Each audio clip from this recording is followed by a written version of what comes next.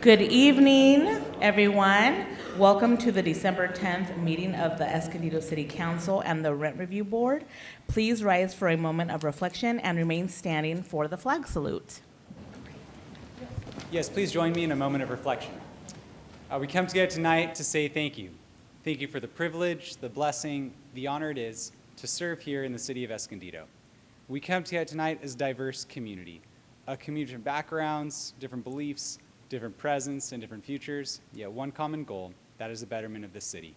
We come together tonight to seek guidance, wisdom, and discernment during deliberations that transpire this evening, and in doing so, we lift up Councilmember Fitzgerald, Councilmember Joe Garcia, Councilmember Christian Garcia, and Deputy Mayor Martinez. May they be granted peace and wisdom as they lead our city into a bright and prosperous future. Amen. Please join me for the flag salute. I pledge allegiance to the flag of the United States of America and to the republic for which it stands, one nation, under God, indivisible, with liberty and justice for all.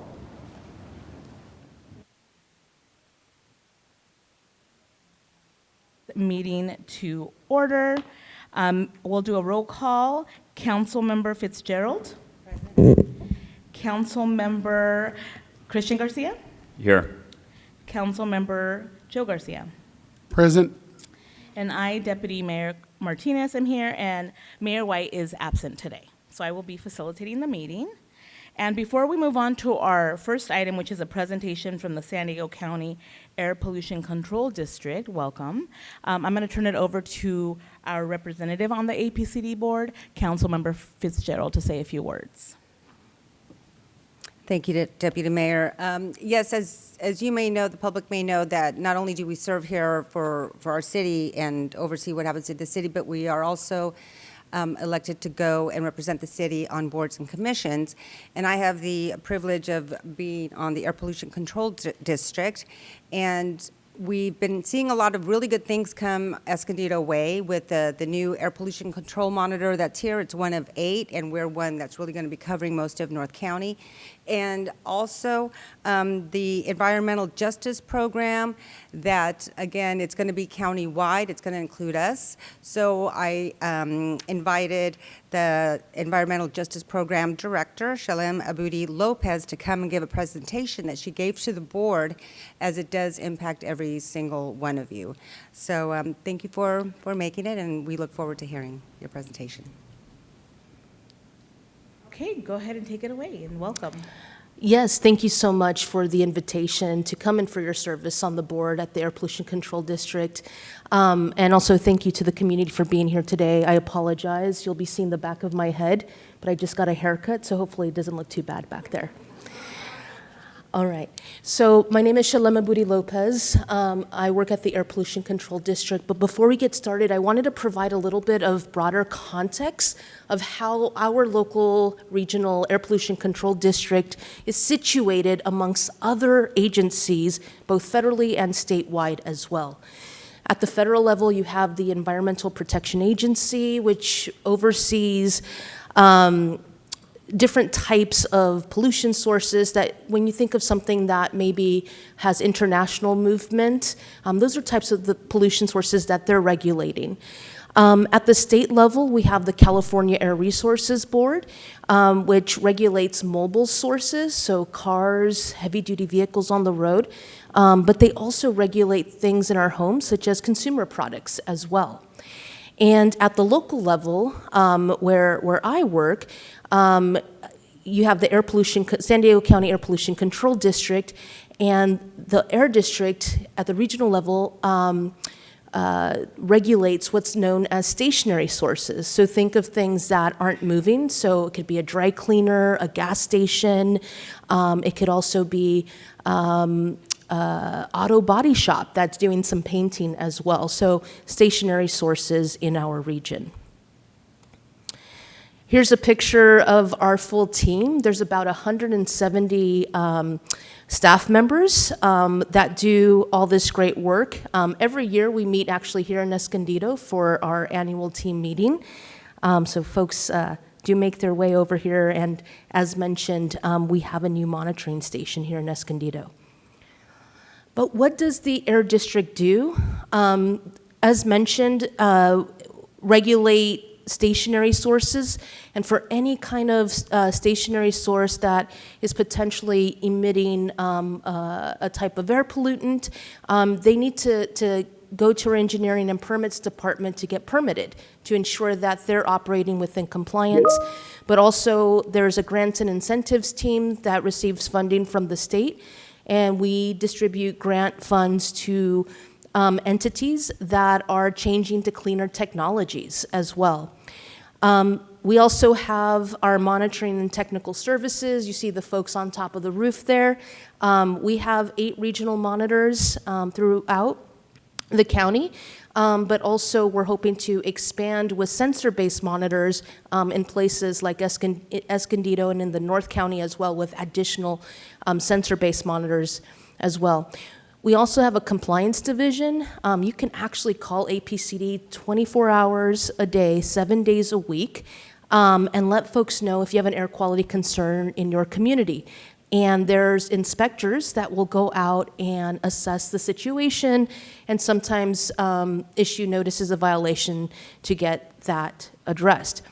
I work in the Office of Environmental Justice, and that's what I'll be focusing on the next few slides.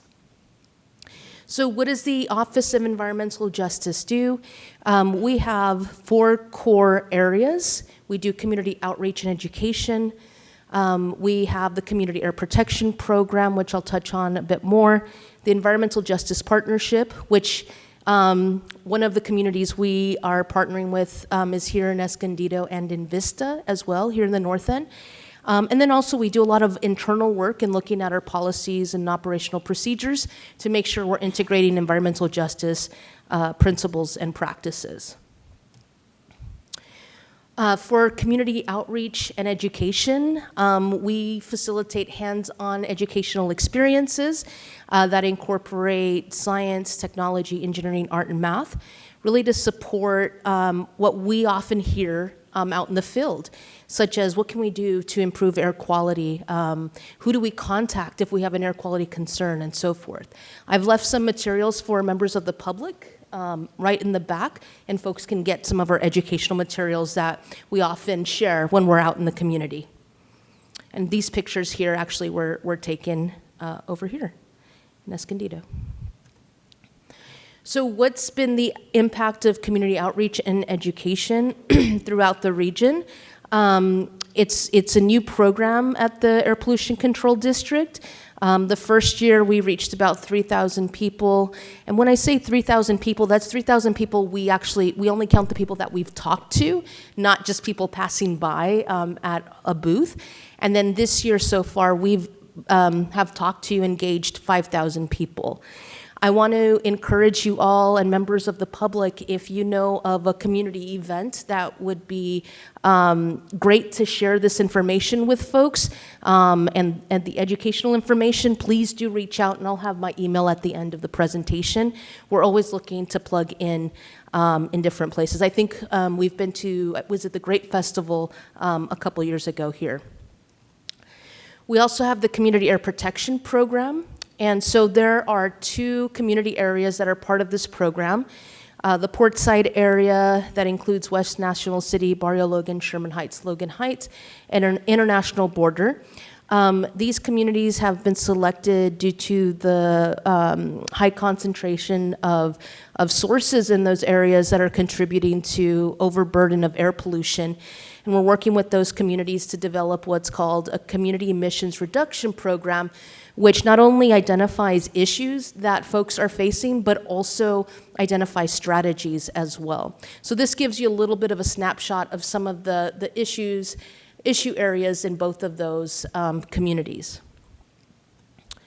And then we also have the Environmental Justice Partnership, and this is really about how do we reimagine the Community Air Protection Program, which I just shared with you all, with the resources that we have in other areas that are also experiencing high exposure levels to air pollution as well. And the way we identify, we use tools such as CalEnviro Screen. We also use the EPA's tool, the EJ Screen. and other kind of mapping GIS tools that have data that highlight where those concentrations of particulate matter are and so forth. In the Environmental Justice Partnership, we're working with 8 community-based organizations throughout the region. In the north end here, we're working with Vista Community Clinic, who's been a great partner in connecting us with both residents here in Escondido and San Marcos and also in Vista. So what are the goals of this program? Really to reduce particulate matter exposure. Particulate matter are those fine particles that can actually go through the bloodstream, get lodged in the lungs, and can really impact heart health to respiratory health as well. And really, we're really hoping to engage residents here at the local level so that they can incorporate community input and shape and inform local air quality policies, but also to work with them in a collaborative way to address air quality issues that they're identifying. Maybe they're seeing in their community idling trucks. We can work with them to put no idling truck signs up, or even get the California Air Resources Board involved to ensure that folks are in compliance.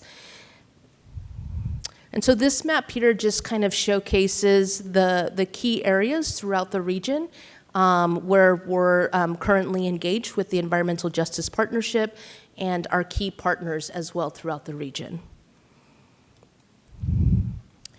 So in addition to that, I also wanted to share some resources for the council members and also the community where folks can find more information on how they can make informed decisions of how they move about their day.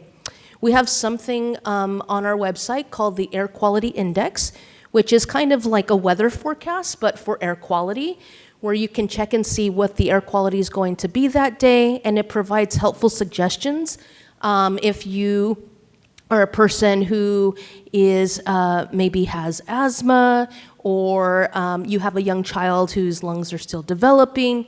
This is really helpful information to better understand how we navigate our days in the most safe way. We also have smoke advisories. This is incredibly important, particularly in the summertime when you do see some fires around the region. These smoke advisories let folks know if there are any, we have meteorologists on staff too, so they're also looking for wind direction of where the smoke is going in order to provide the best available information to the community so that they're able to make the best decisions as well.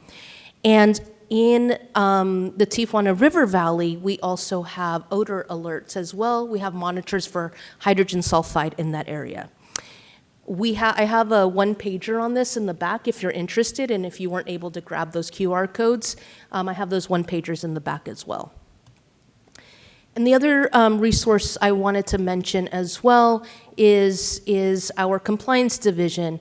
As I mentioned, you can call, email, and we also have a mobile app where you can notify the air district if there's any air quality concerns or issues in your community. Maybe there's an odor, or maybe you're seeing, you're smelling a chemical smell in the air or something.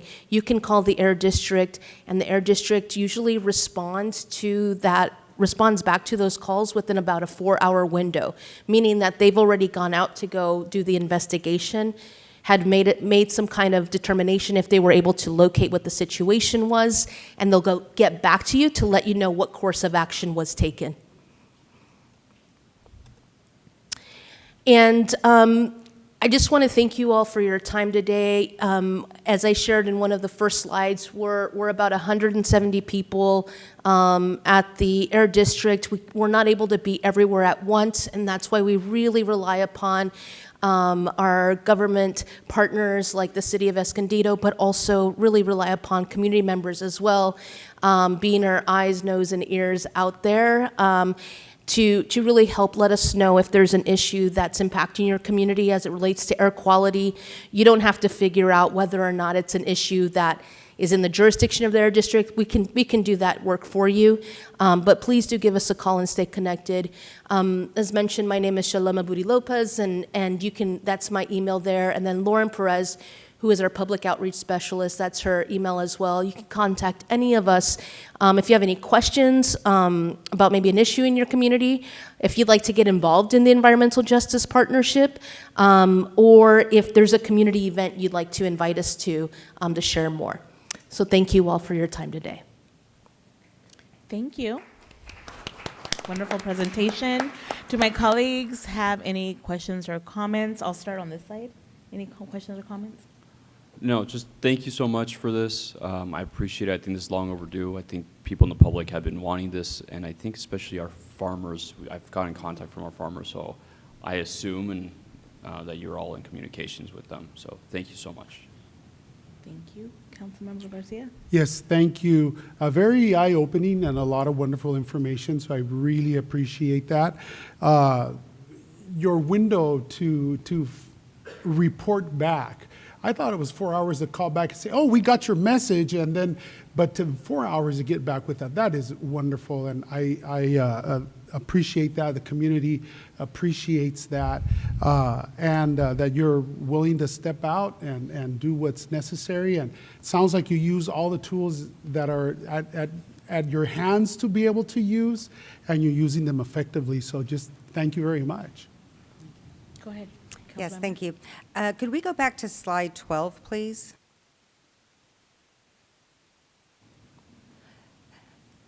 So, and we couldn't fit everything in today's presentation, but one of the things that's really important regarding the advisories and such, one thing that I want to add to this is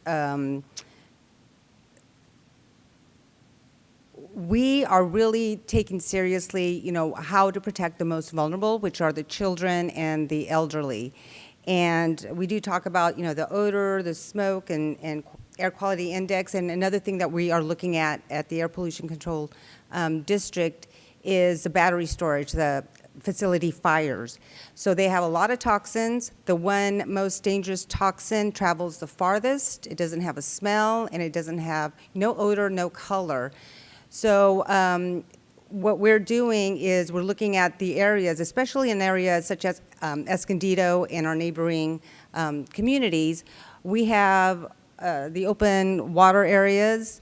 We have a lot of open space playgrounds, talking playgrounds, parks, and then also agriculture. So we, as a team, are looking into it. Your team's doing a great job, and we're going to be reporting back on what we find. So it's really important, again, just to know that the county is working hard for you. Consuelo was on the board, or my colleague was on the board prior to me, but we're out there, we're speaking up for you, and we're bringing things to North County, and it's just been a great partnership. So thank you for presenting, and we'll keep working on this. Thank you. And I just want to say, I was on the board for a few years. This used to be under the county's jurisdiction, and now it became an independent air pollution control district. So I was one of the inaugural board members of the new district, and just seeing leaps and bounds of growth and just progress. So really proud of the work the staff is doing. And I just want to say, can we go back to the slide where in the beginning you had it bilingual? If any of you need inspiration, examples of how to do intentional community engagement that's bilingual, like I feel like APCD has it nailed, and I always look to your materials as inspiration for how to do bilingual community engagement, inclusive community engagement. So thank you for keeping that up. Will we be able to get access to the slides? Absolutely. Great. Actually, Zach Yeah, has I a can copy. email Great. them to Could you you. get that to us? Yeah, I'll email them to That you would right be now. wonderful, because I want to check out the QR codes. And then the hotline, the number that you put, if we can go back to the slide that has the number. Is this different than the Hotspots program? Or is this the best number for just if people don't know, just a one-stop shop number for APCD? Is this it? Because I remember we used to also have a Hotspots hotline, and I didn't know if that's phased out or how that works. Yeah, so you could actually use this if you have a concern about a hotspot as well. This is just it's not a general APCD office number. It's specifically for an air quality complaint or concern. Got it. So if there's a hotspots concern as well, you could also use this number, email address, or even app as well. One thing I do really love about the app is you can also upload photos. So if you're seeing smoke or something, you can upload that, and that helps the inspectors as well when they go out to be able to see. Great. Well, thank you for the presentation, and save the date of Saturday, April 4th for Earth Day Escondido. Would love to have you all there for a table. And I appreciate you coming and sharing this important information. Shalom, thank you. Great. Okay, so next on our agenda is a closed session report. City Attorney, do we have a closed session report? No public report. Thank you, Deputy Mayor. Okay, thank you. And then before we move to oral communications, just a note on the agenda change. We're moving item number 11, which is the council appointments, the mayor's council appointments. Since the mayor's not here, we're going to just wait to move that most likely next week. So that's an item that we're not going to be discussing tonight. So with that, we can go ahead and move to oral communications. Yes, we have a number of speakers for oral communication. On the note for item 11, those who did sign up to speak will have an opportunity to speak during oral communication. For those of you, if it's your first time attending and you're wishing to speak during tonight's meeting, just to let you know, we have these yellow forms here. They're available in the back. You just simply fill it out and bring it over here, and then you can have the opportunity to speak, just to let you know. Our first public comment is James Stone.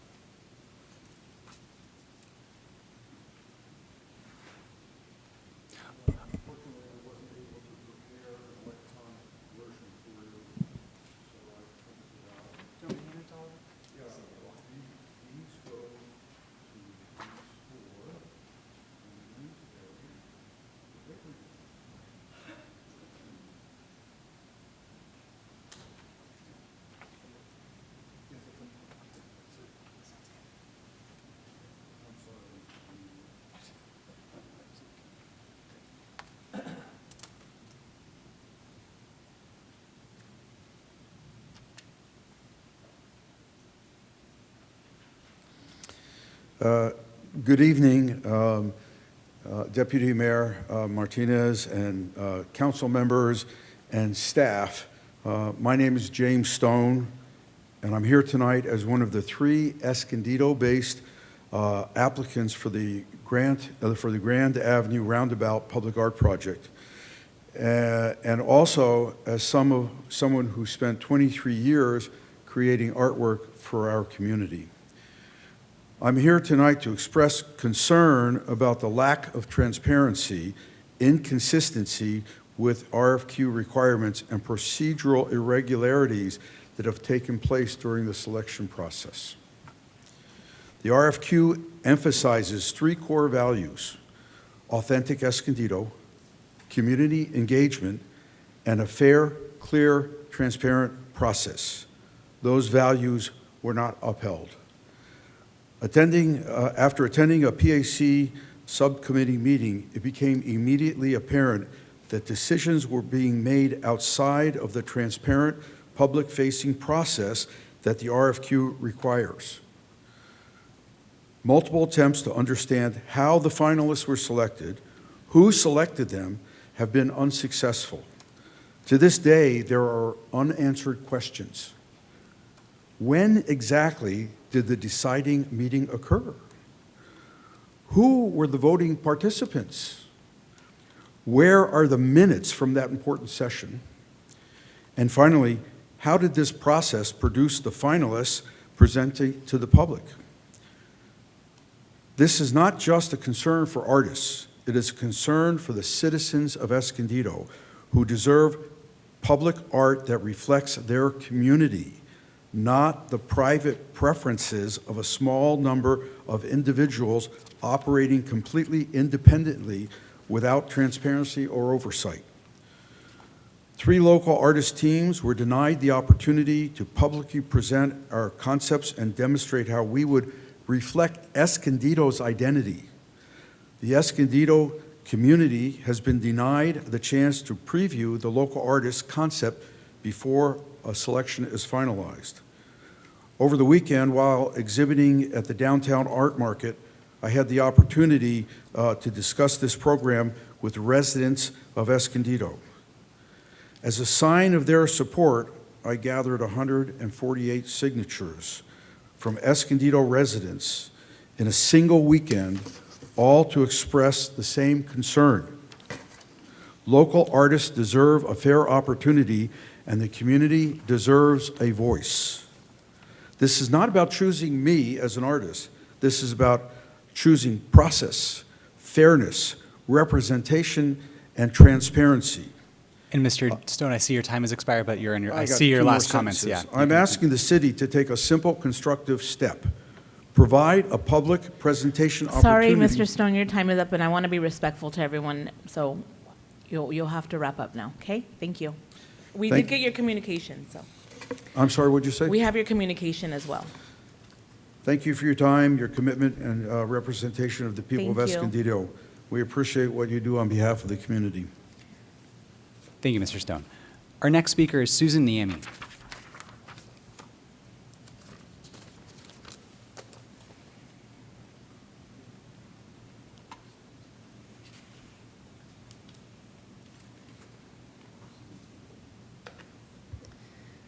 Good evening, Honorable Deputy Mayor Martinez, Honorable City Council members, city staff, fellow residents, and visitors. Thank you for the opportunity to speak this evening. My name is Susan Niemi, and I am the Executive Director of North County Community Services, Growing Minds Early Education Programs. We are a nonprofit organization committed to supporting families and children in Escondido. We have 4 child development centers in Escondido, and for almost 60 years, we have been serving the needs of hundreds of families and their children ages 0 through 5. Our mission is simple but powerful: to ensure that every child, regardless of their family's income or circumstances, has access to high-quality childhood education. Research consistently shows that the first 5 years of life are critical for brain development, social emotional growth, and future academic success. Yet too many children in our city start kindergarten already behind, simply because their families lack resources. At Growing Minds, we work to close that gap. We provide affordable preschool programs, family support services, and developmental screenings to help children thrive. Last year alone, we served over 350 children and families, many of whom would not have had access to these opportunities without our help. These programs don't just benefit individual children. They strengthen our entire community by laying the foundation for more educated, productive, and equitable futures. We know that the city shares these priorities. Investing in early childhood education is one of the most effective ways to reduce long-term costs in areas like remedial education, public assistance, and even public safety. When we give children the best possible start, we all win. I'm here this evening not only to introduce our organization, but also to express our interest in partnering with the city to expand these opportunities. Whether through collaboration, resource sharing, or simply raising awareness, we believe that together we can make a lasting impact on the lives of our youngest residents, soon to one day be our future leaders. Thank you for your time, for your commitment to building a stronger and more inclusive community. Thank you. Our next speaker is Lisa Richards.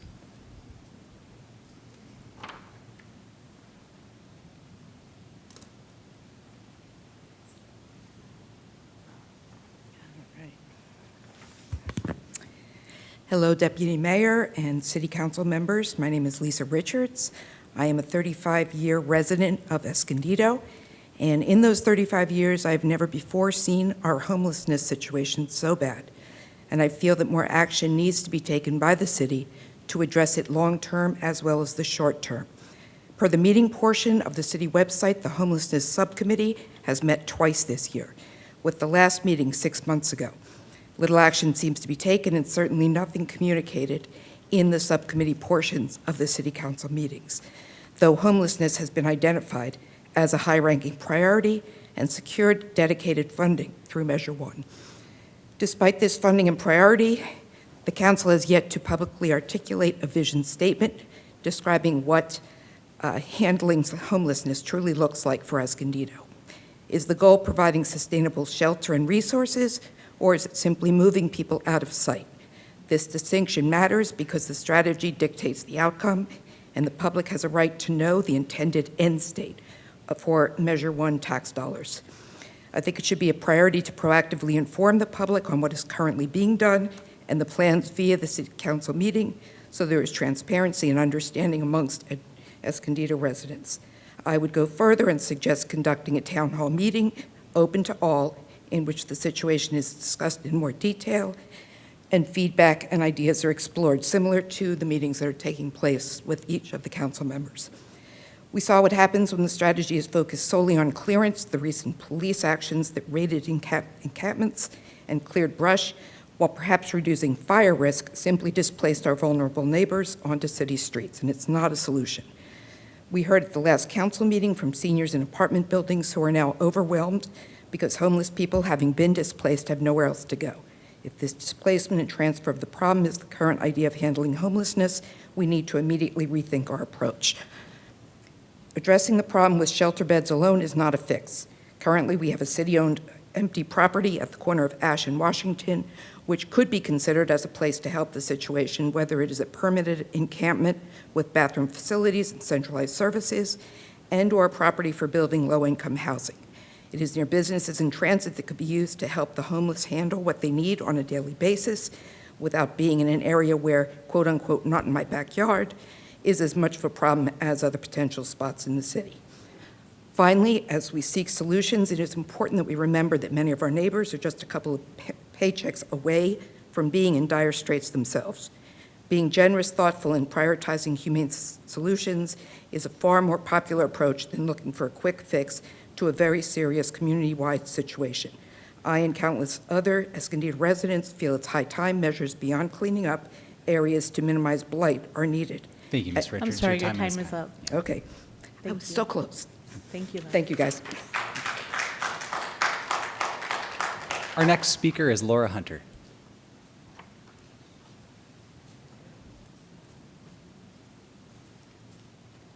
Good evening, Mayor and City Council. My name is Laura Hunter, and I was here to speak on number 11, but this is even better because I'm going to ask you tonight to revise next week's agenda to include a long overdue promise the city made to the community in the Climate Action Plan, the establishment of a promised multi-stakeholder climate commission or some other group like that. Council members Garcia and Martinez will remember this was a significant part of our A+ winning Climate Action Plan that was adopted in 2021. Yes, the city has taken some strong actions, but there's a lot more to be done. And the good news is that technology isn't changing, improving all the time. And as you just heard in this APCD presentation, there's tons of opportunity to get support for these kinds of things. Just from Sunday, this New York Times article, I have my show and tell, I'll save it to next week, but they have 50 states with 50 fixes. And Lincoln, Nebraska is improving its older home housing stock by doing energy efficiency measures to give low-income people a better place to live. Iowa City, Iowa is made all their buses free, and they're cleaning their air, and the traffic's gone down. And these are what they're promoting for their fixes that are going on. Closer to home, Chula Vista is employing EV police cars, and we asked for that actually when we were doing the ECAP, and Chula Vista's doing it. There's new technologies of plug-in balcony solar panels, so apartment dwellers and condo units can now get a solar panel, plug it in, and reduce their energy costs. So, these might be good, maybe they're not, but maybe they're good ideas for Escondido to pursue, but where can we bring these ideas and process them with the community? The grant funding is there, you heard some of that, And the idea was that to have a commission or other working group were a place where residents and city leaders could meet, get together, and learn from each other. I'll just say that Vista has one. They have a work plan. San Marcos has it. Vista Unified has one. So there's nothing to be afraid of here. Other cities are doing this. So I would also add that I think every one of the ad hoc committees needs a work plan. And here's it doesn't have to be anything great. Here's a work plan from the Vista Environmental Commission. They adopt it every year, so everyone's all pulling in the same direction, rowing their boats in the same direction, and they have a lot of alignment on that. So I would ask that you expand next week's agenda item to include naming an environmental or community commission to your action. Thank you very much. Our next speaker is Richard Garner.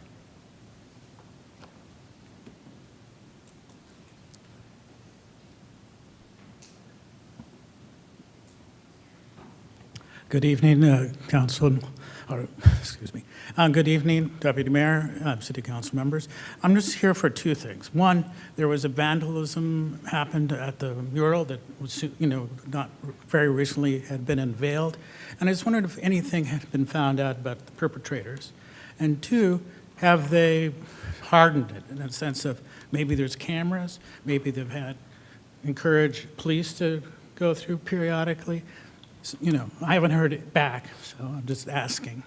And then second, there was an incident during the election at the senior center, and there was supposed to be some investigation, and I haven't heard any report back. And it'd be nice to know if that's been resolved and it will not happen again. And so I'm just reminding the city council, because they were supposed to report it back and nothing happened. So, thank you.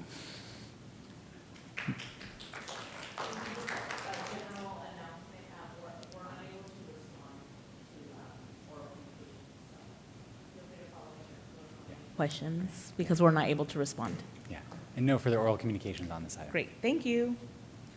Okay, so next we're going to move on to the consent calendar, and that is items. I'm hearing we're going to pull item number 7, so it'll be items 1 through 6, and then we'll come back to 7. So may I get a motion to approve consent agenda items 1 through 6? I motion to approve. Okay, you want a second? Okay, so motion by Councilmember Fitzgerald, second by Councilmember Joe Garcia. Let's go ahead and vote on the consent items. Voting is open. Thank you. Motion approved, 4-0. Great, thank you so much. And then let's move to item number 7. And that was the request, initial request to pull it was Councilmember Fitzgerald. Go ahead. Yes, thank you. So this was a very big decision, and a lot of thought went into this item. And I just want to respond to a lot of the emails that I've received and phone calls regarding my decision to vote in favor of the project. And also to let you know that I do want to respond, so I want to respond to everybody or as many people as I can at the same time. I just want to let the community know that my decision was based on the project's compliance with state law, and because of the First Amendment rights, the First Amendment of the United States Constitution that protects the rights of all individuals to freely practice their religion. So I know there were a lot of emotions behind that, and I just want to let you know that I swore to uphold the law, and those are the decisions that we needed to make, and I stand by my decision. Thank you. Do any other colleagues want to comment? Okay, go ahead. Councilmember Joe Garcia? Just for sake of consistency, I voted against the project. I will vote tonight against the project. Thank you for that. Okay, so with that, let's go ahead and vote on item number 7, which is the second reading and adoption. And we will need this a motion ordinance. and a second for this. What is it? We will need a motion and a Yes, second. so may I get a motion and then a second? I'll move to approve. May I get a second? Okay, let's go ahead and vote. We have a second. Voting is open. Thank you.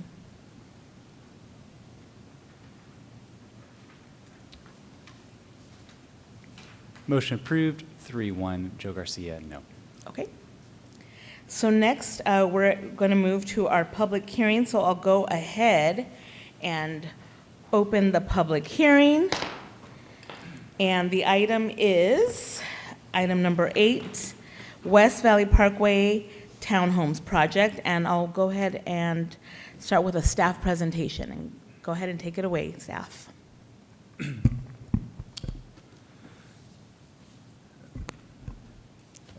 Thank you, Deputy Mayor Martinez, and good evening, council members. Ivan Flores, Principal Planner with the Planning Division, and I'm joined here by Assistant Director of Development Services, Veronica Morones, and I'll be presenting on item 8 tonight.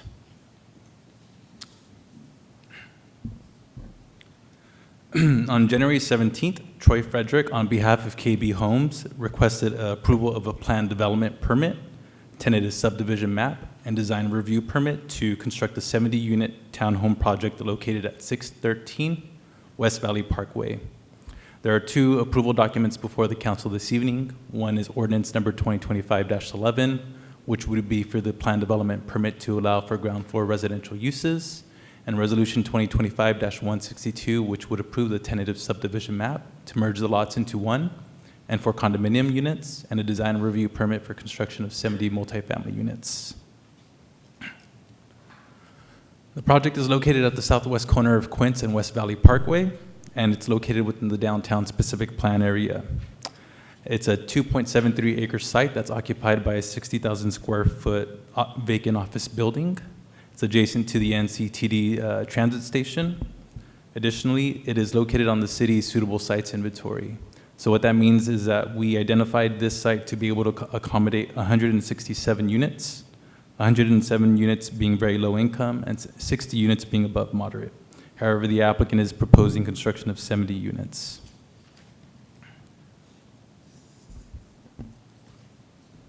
On October 28th, the Planning Commission held a public hearing and voted 7-0, recommending that the City Council approve the project subject to the conditions of approval. There was very brief discussion on the project. The discussion was limited to the sales prices that are being proposed for the townhome units themselves and the flow of traffic from Grand Avenue to West Valley Parkway. Here we see a site plan of the development. Access to the project site would be provided on West Valley Parkway and Grand Avenue, and no access is provided off of Quince Street. All the units will have ground floor access to the surrounding street frontages. The applicant is proposing 158 off-street parking spaces within garages.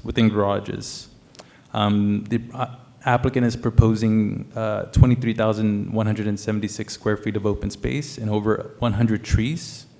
There's also a common open space area within the interior of the site. Additionally, the applicant is proposing a passive open space next to West Grand Avenue. And there are 3 different building types that are being proposed. The project is designed in an early California theme and is consistent with the Mercado overlay design area as identified in the downtown specific plan. Here we see the orientation of the buildings along the street frontages along West Valley Parkway, Quince Street, and Grand Avenue. The units themselves will range from 2 to 4 bedrooms and approximately 1,300 square feet to 1,700 square feet at a total maximum height of 36 feet. Additionally, as required by the Climate Action Plan, the applicant will be installing electric appliances in all the units, in addition to other requirements of the CAP.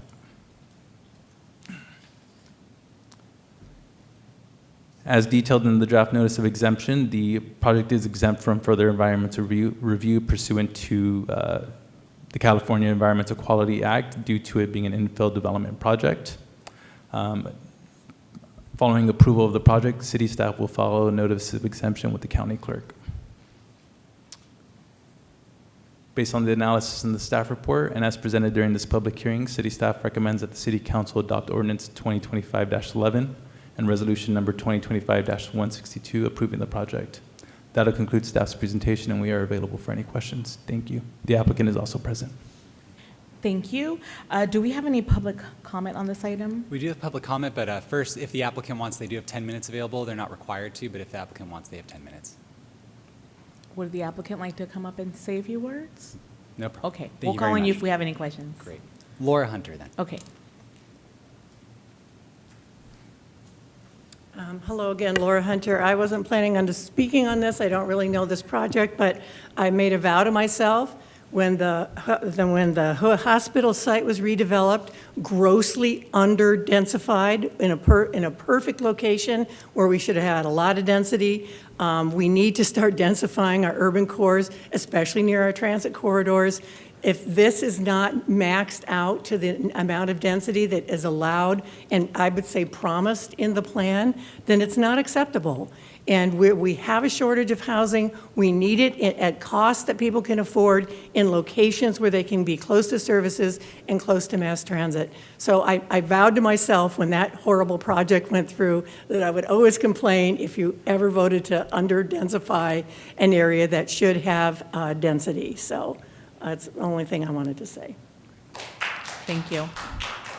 No further public comment. Okay, then I will go ahead and close the public hearing and open it up for council discussion. Would anyone like to go first? I'll go first. Okay, go ahead, Councilmember. All right, thank you for the presentation. I've been looking forward to actually to seeing the details of this. I think this is an exciting project. There's a few comments that I'm going to make. So this is the type of housing that we really have advocated for multiple times. This targets middle income. This is something that I think is very nice. It looks very nice. There's ownership opportunities here, which is something that I think is a big goal that we have as a council. You know, this is going to push for generational wealth and ownership, and I think this is just a great opportunity for middle income families. This is denser than obviously the single family homes, so it's going to be lowering carbon footprint.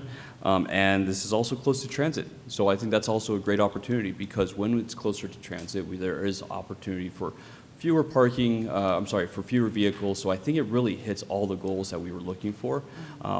Always opportunities to grow and to be better, but I think this is a really good job. So thank you to the applicants, and I'm going to be supporting this. Thank you, Councilmember. Do any other colleagues want to speak on this? I would just like to echo my colleagues' comments because we have been looking out for that attainable housing for purchase for people to launch from low income to middle income for the workforce. And then also that could be a forever home. So this is actually a very well thought out project, and I too will be approving it. Thank you. Okay, I would actually like to have the applicant come forward. I'm thinking of some questions.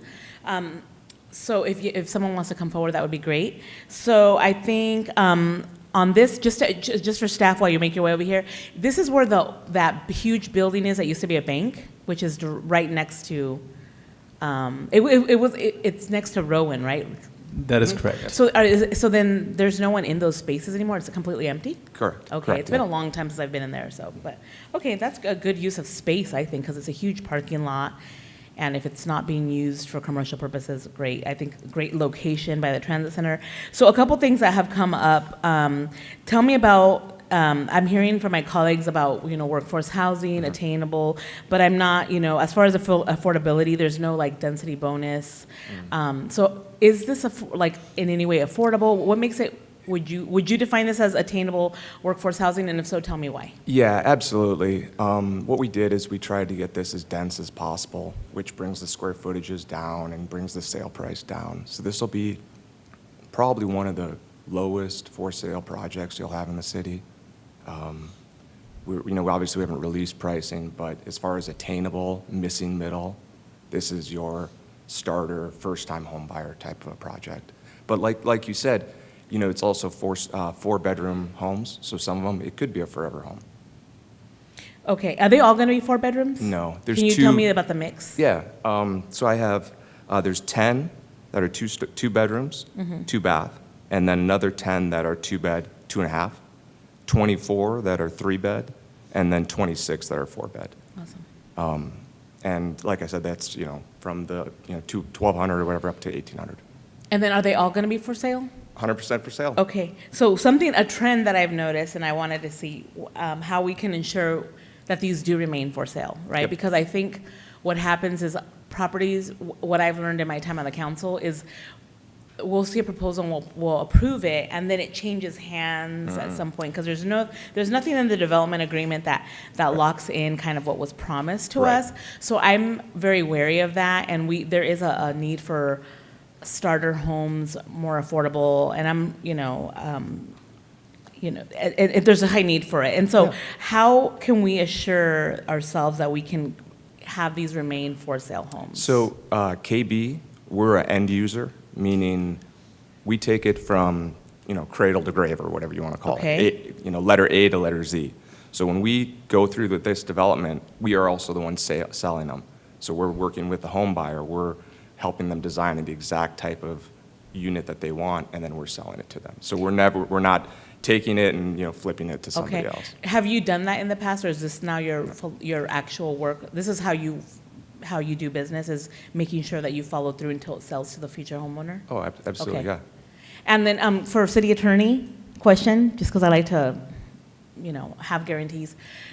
Are we able to add language? Not that I don't believe you, but I appreciate that that's your philosophy and that's how you do business. Yeah. But just for my due diligence, are we able to include a line or something in the agreement to ensure that they remain for sale homes as, a guarantee of some sorts?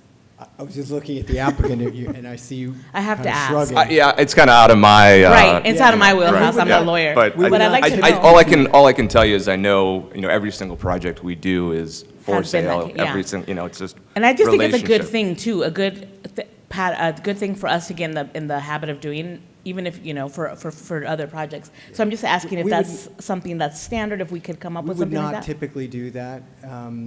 We want to ensure that the developers are coming to the community and having the opportunity to build out, so we would not typically condition that level of restriction. So I understand we may not, I know we don't typically do it because that's kind of how we've gotten into this pickle in the past. Is it possible to do that? I'm saying, is that an option? Well, at this point in time, the developer would have to agree to that. I mean, I wouldn't. I understand, but there is a mechanism for us to put something in there if they agree to it. That's what I'm asking. If they were willing to agree to that. Okay. Would you be willing to agree to that? It's out of my, I can't. What, yeah. That's like a lawyer, Yeah, any of your team want to maybe respond to that? I understand I'm putting you all on the spot, so. Yeah, no, 100%.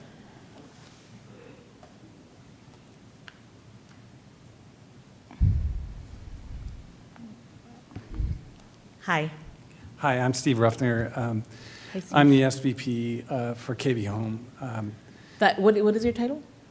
Senior Vice President. Oh, got it. KB Thank Home. you. And my areas of management are Orange County and San Diego County. I've been with the company for 38 years.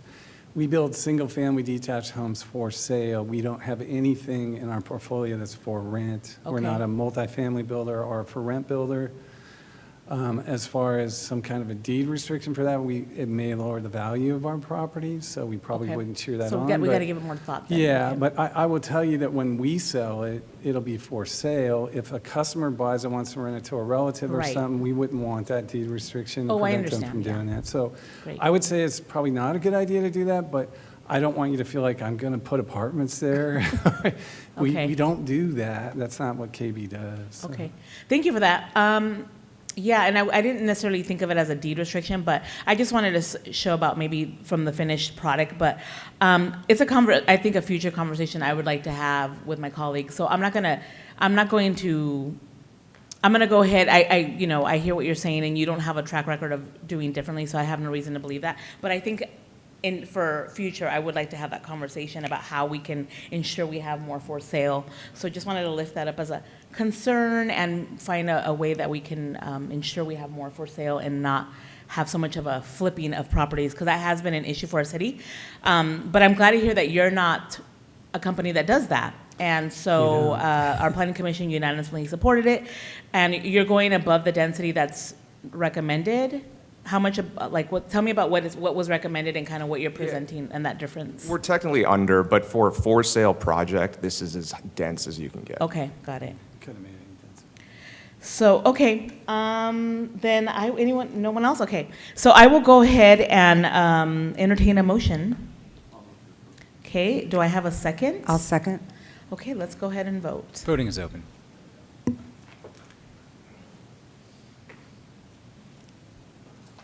Motion approved, 4-0. Okay, thank you.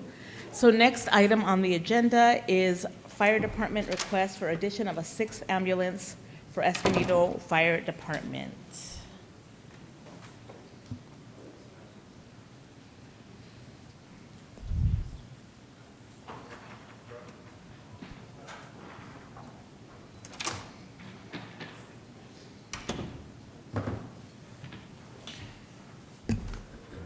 Okay, and I'll go ahead and turn it over to you, Deputy Fire Chief. Good evening, Deputy Mayor and council members. I am your Deputy Fire Chief, Tyler Batson. With me is Kevin Beverly, Division Chief of Operations. The Escondido Fire Department is here today to request approval for adding a 6th rescue ambulance to our operational fleet. Going over the agenda, we'll be talking about our emergency medical services or EMS response history, the impacts of current demand, our standards of cover study or SOC study recommendations. We'll talk about some response options that we looked at, deployment location, the cost of implementing a 6th ambulance, proposed timeline for implementation, and then make recommendation for City Council to approve Resolution 2025-161. In 2015, the Fire Department reconfigured the EMS delivery model by deploying 5 strategically placed advanced life support rescue ambulances throughout the city. These ambulances are staffed 24 hours per day, 365 days per year with staffing that includes 1 firefighter paramedic and 1 emergency medical technician, or EMT. This staffing model allows us the ability to deliver advanced life support or basic life support dependent upon the needs of the patient. Per the 2024 census, these 5 ambulances serve the 148,000 plus residents, those employed within the city, our visitors, and commuters who travel along State Route 78 and Interstate 15. In 2023, the City of Escondido entered into an agreement with North County Dispatch Joint Powers Authority. Councilmember Joe Garcia sits on the JPA board and ensures Escondido's public safety interests are well represented. This agreement has provided many operational benefits, including the ability to immediately dispatch the closest emergency unit to a scene regardless of jurisdictional boundaries. This has resulted in emergency personnel from other agencies responding to incidents within our community when Escondido resources are unavailable. This occurs most often when the primary unit responding from our city is already assigned to a call. The addition of a 6th ambulance would provide another emergency transportation resource within our city, increasing rescue ambulance availability. Adding a 6th rescue ambulance will also assist the region, increasing Escondido's EMS system availability to our neighbors in times of need. This slide provides a 10-year view of our EMS responses. As you can see, the volume of calls has increased over the past decade. The graph begins in 2015, which was the last addition to our ambulance fleet. At the end of 2015, we responded to approximately 11,500 medical emergencies. In 2024, this number has increased to nearly 15,000 with the same amount of rescue ambulances.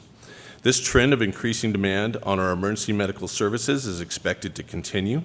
Our standards of cover study projected a 40% increase in EMS responses by the year 2034. This graph shows unit hour utilization.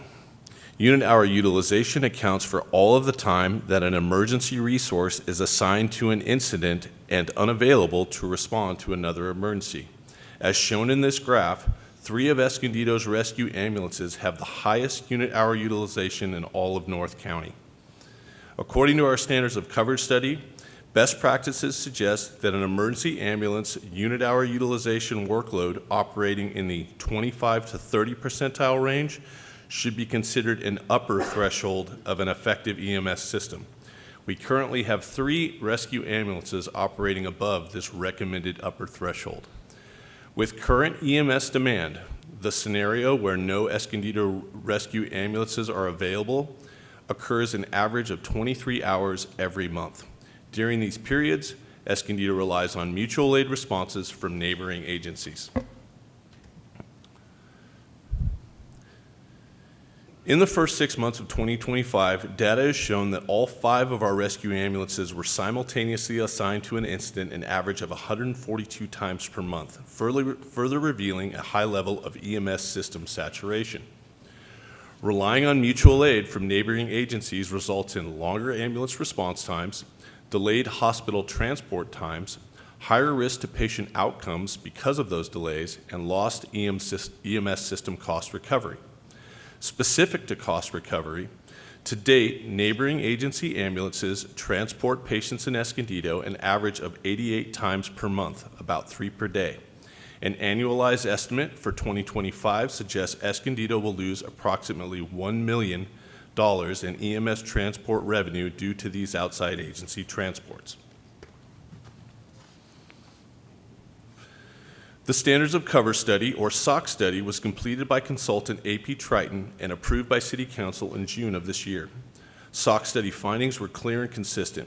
To effectively mitigate excessive overlapping calls, reduce prolonged response times, and meet the growing demand for emergency medical services, the city should add 1 additional rescue ambulance to its existing fleet. This recommendation is grounded in a thorough evaluation of our operational data. Some alternatives we explored other than adding a 6th rescue ambulance. First, we looked at peak hour staffing of a part-time ambulance unit. While this might sound like a flexible option, it simply doesn't meet the current and expected demand we're facing. The volume and unpredictability of emergency calls and call timing, especially overlapping ones, requires a full-time ambulance. We also looked at relying exclusively on our neighboring agencies known as mutual aid. This is not operationally sustainable. It places a strain on neighboring agencies, delays response and transport times like we mentioned, and ultimately compromises the level of emergency care our community receives. Mutual aid agreements are meant to supplement, not substitute, core services. Lastly, we evaluated the option of delaying implementation. With emergency call volume increasing each year, postponing action only increases the risk of further degradation of emergency medical service levels. We are already overtaxing our current system. The best option, consistent with the SOC study recommendations, is to add a 6th ambulance to our fleet. If the 6th rescue ambulance is approved, the initial deployment location would be Fire Station 1 on Quint Street. This location provides the closest proximity to the highest concentration of emergency medical incidents in the city, as well as close access to the busy corridor between Fire Stations 1 and Fire Stations 2. Additionally, Fire Station 1 was specifically designed to accommodate an additional ambulance and its staffing. Future deployment location. According to recommendation number 5 from our Standards of Cover Study Community Risk Assessment, adding a new fire station south of Fire Stations 1 and 2 would reduce response time and provide additional staffing during an incident. Although there are many factors involved in deciding on an exact location for an additional fire station, this area would decrease response times to the east and provide quick next-in responses to the areas with the highest concentration of emergency call volume. This would be an ideal future location for a rescue ambulance and possibly an additional engine company in the future. Good evening, Deputy Mayor, members of the City Council. For the record, my name is Kevin Beverly, Operations Chief for the Fire Department. I'd like to take a few minutes to provide the estimated cost and funding source associated with adding the additional rescue ambulance, as well as a timeline to place this resource into service within our city. The slide before you outlines the cost of implementing the recommended 6th ambulance. The one-time startup cost is estimated to be $603,000. This is the cost of the ambulance, including fabrication, with all necessary equipment, including communication devices, gurney, medical hardware, software, and other essentials. The annual operating cost is estimated to be $1.48 million. This includes the addition of 3 new firefighter-paramedic positions, 3 new paramedic positions, as well as vehicle maintenance costs, which keep the ambulance safely responding to emergencies. Also included are the operating costs associated with emergency medical service supplies, medications, and equipment. It is important to note that we anticipate a cost recovery of approximately $1 million annually in transport revenue for the additional ambulance. This cost recovery will offset a substantial portion of these recurring costs. It's also recommended that funding for the implementation of this service be provided by Measure I, the Escondido Community Investment Measure, which is in alignment with the measure's priorities of providing public safety and increasing fire and paramedic services.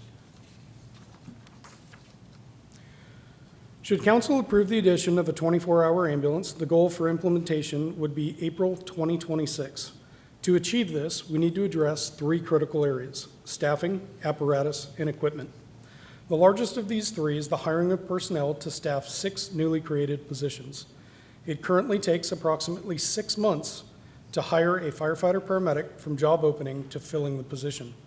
With council's approval tonight, we will piggyback on the existing recruitments within the firefighter and paramedic ranks, which will likely expedite the hiring process for these additional positions. Apparatus. The current build time for an ambulance is approximately 2 years. Our ambulance fleet currently consists of 9 ambulances, 5 of which are operated and staffed 24 hours a day, with 4 in reserve status. Fortunately, we have 3 new ambulances set to arrive this January. This brings the total to 12. This allows us some flexibility to add additional frontline ambulance without impacting our reserve fleet. However, this is a short-term solution. Our request is to order an additional ambulance immediately to ensure long-term sustainability. Lastly, new medical equipment needed to outfit the ambulance includes a cardiac monitor, CPR device, gurney, additional hardware, communication equipment. This equipment is readily available and can be purchased and in service within a few months. At this time, no anticipated delays from current suppliers or vendors have been identified. If we can successfully address these areas of staffing, apparatus, and equipment, the goal of placing an additional rescue ambulance into service by April of 2026 should be achievable. In closing, adding a 6th ambulance is needed to address current emergency medical service demands in Escondido. This unit will improve response and hospital transport times, strengthen emergency transport availability to our residents, and align with the recommendations of our standards of cover study. We respectfully recommend City Council approval for resolution number 2025-161. Thank you very much. Are there any questions? Thank you. Do any of my colleagues want to start with discussion? Go ahead, Councilmember. I think it's pretty straightforward. Thank you, by the way. I think this is pretty straightforward. It's something that I think was the purpose of Measure I, and it's to increase public safety. So I will be an emphatic yes on this. Thank you so much. Thank you. Do you want to make a motion? Sure. I'll move to approve the recommendation by staff. I'll second. Who's the second? Okay, Councilmember Joe Garcia. Go ahead, and you'll go ahead. You can go next. Okay, thank you. As I stated in our briefing, thank you for the presentation, but more importantly, thank you for your desire and looking for ways to take care of our community. There is clearly a need for a 6th ambulance, and we've had this conversation before. I've asked questions about BLS versus ALS. I've asked about privatizing. I've asked anything that I've heard of or I thought of. But by far, this is the best way to approach making sure that our community is as safe as possible. The mutual aid we receive are wonderful partners. I sit on the board for North County Dispatch, and I hear the stories and how everybody is happy to help each other. But it's not a permanent solution to a situation that is only growing more and more because we have more and more residents and more calls. So I'll be supporting this tonight. And just with those comments and thanking you once again for leading an exceptional department that wants to make sure and is making sure that our community is cared for. Thank you. Go ahead, Councilmember Fitzgerald.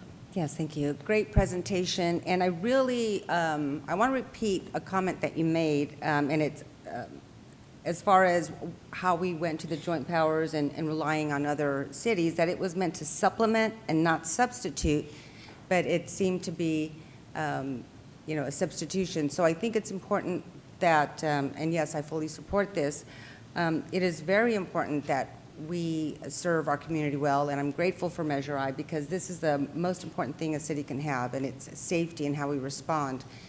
And it's going to cost the city money. But what price value do you put on one life? I do have a personal experience with Escondido Fire Department, too, that I'd like to share. One, when my daughter was 18 months, she stopped breathing on me, and the engine and the ambulance arrived within minutes, and while I was performing CPR, and she was 18 months, and she's 29 now. They came together. Maybe about, 5 years ago, I was caring for my elderly father who was at advanced stages of Parkinson's, and I took my eyes off of him, and he ended up getting on his feet and hit his head, and it was just really bad. A lot of blood loss and cracked skull, and the ambulance arrived with the fire engine. And from what I observed when I went on the ride-along a while back, there's a wait time, and that's why there's a paramedic on the engine, awaiting for the ambulance. And there's a wait time, and that wait time, those seconds and minutes are so precious to life. That's sometimes a matter of life and death. So I'm very supportive. I would also like to, now that we're talking about growth, we're talking about building more homes, bringing in more business. So instead of being reactive, I want to be able to project and have everything lined up. Let's get that other station open where we project that there might be more growth, and again, just really stay ahead of the trend so we can keep providing the same level of service that you guys are seeking to provide and that you have provided. So thank you so much for what you do. Thank you. Thank you for the presentation. Can we go back to the map that had the 3 stations that are above utilization rate? So I live in the middle of all 3 Sorry, busy were you stations. looking for this The one, graph yeah, but also the map. So yes, that's what I'm talking about, and then the map. There we go. So yeah, so the top 3 stations that are most utilized happen to be in District 1 and District 3. So it's the urban core of the city. So really supportive of this. I hear the fire, the ambulance every single day, nonstop. So I know we're really busy. We have so much need in our city, so fully support this. And we have the data for it. We have Measure I. Thank you, voters, to support this. And I know it takes a very long time to get these ambulances, so thank you for your proactiveness and work on this, and I will also be supporting this. So I have a motion and a second, so let's go ahead and vote on this agenda item, please. Yes, voting is open, and there were no public comments for this item. Oh, thank you for the reminder. All right. Motion approved, 4-0. Great. Thank you very much. Thank you. So next, item number 10, it's the Rent Review Board Guidelines revisions, and we have a staff presentation. And whenever you're ready.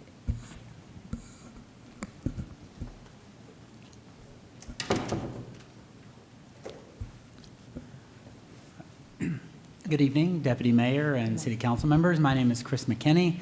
I'm Deputy City Manager.